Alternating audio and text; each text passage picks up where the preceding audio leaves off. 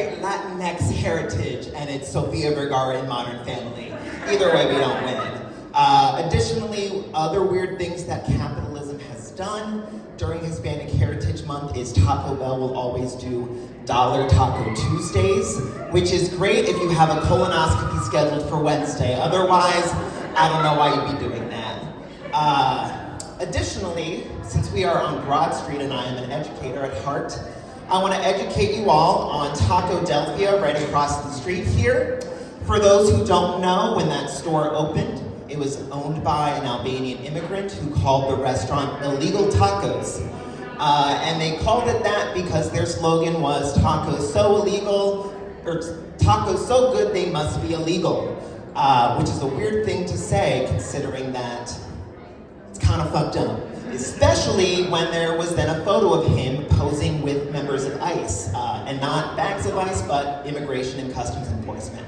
So just keep those in mind as you're having these delicious pastelitos, which are not from Taco Delphia. So thank you all for that. So for those who have not met me before, a little bit about me. I am a Pencil Rican. That means I am half Pennsylvanian and half Costa Rican. Or because of Puerto Rico, I'm half Pennsylvanian and half the other Rican. So my father, he immigrated to the US from Costa Rica, where he fled circumstances like high cost of living, low wages, and potholes, to spend 30 years living out the working class American dream of high cost of living, low wages, and potholes. Thank you, Dad. Thank you for that one. So when I am in more gentrified spaces, I have to remind people that Costa Rica and Puerto Rico are not the same. No, not all Latin American countries look the same, Karen. That's a microaggression. Yeah. Additionally, people are convinced that Costa Rica is an island. It is not an island. If you don't believe me, you can ask its neighbors, Nicaragua and Panama. They'd be more than happy to let you know. Yeah. So, while they are not the same, they do have a couple of similarities.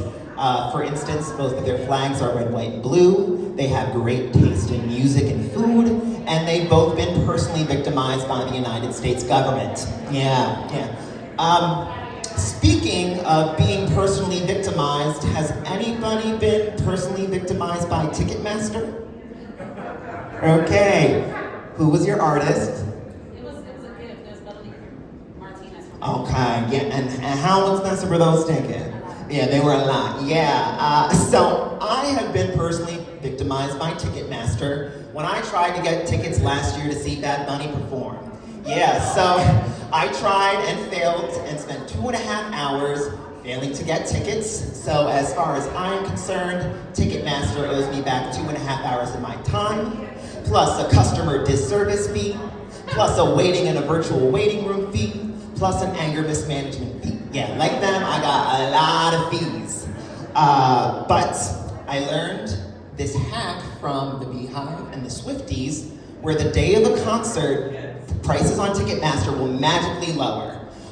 So as a gay Latino that loves Christmas, I tried it out at the Mariah Carey Christmas concert.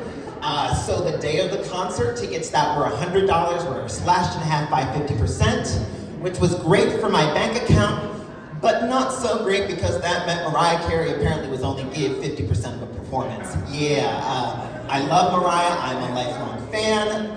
Let's just say her song, We Belong Together, is about Mariah Carey and phoning it in. Yeah, but back to Bad Bunny anyway. So, for those of you who don't know, he came out with this album with the short and concise title, Nadie sabe lo que va a pasar mañana. So for those of you that speak English, that title is Nobody Knows What's Going to Happen to Tomorrow. So when Bad Bunny came out, by the time he said the title of the concert for the first time, the concert was already over. Yeah.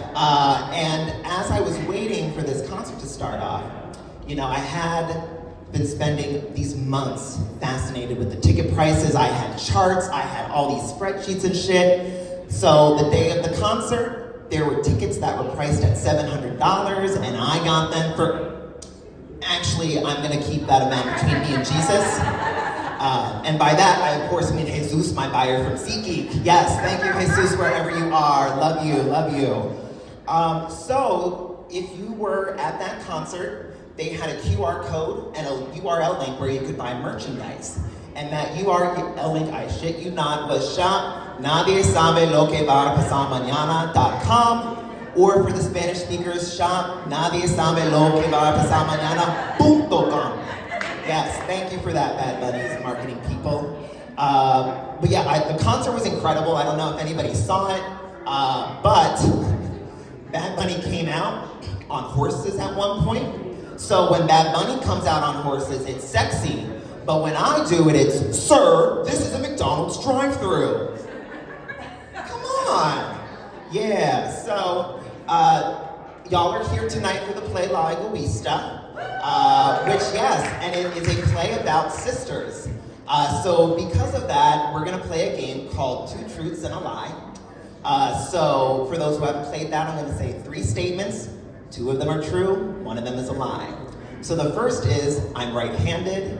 The second is, I love telenovelas. And the third is, I have a long-lost secret older half-sister that I never knew about until a couple years ago. You're left-handed. I am left-handed, yeah. So, thank you to my father, I learned in 2017 that I had a long-lost secret older sister that I never knew about that lived her whole life in Costa Rica. She is also a mother of 2 sons. So not only did I learn that I was not the oldest, but I also learned that I was an uncle. Or in my case, a gunkle. But it was just a really wonderful revelatory experience that I am just so grateful for.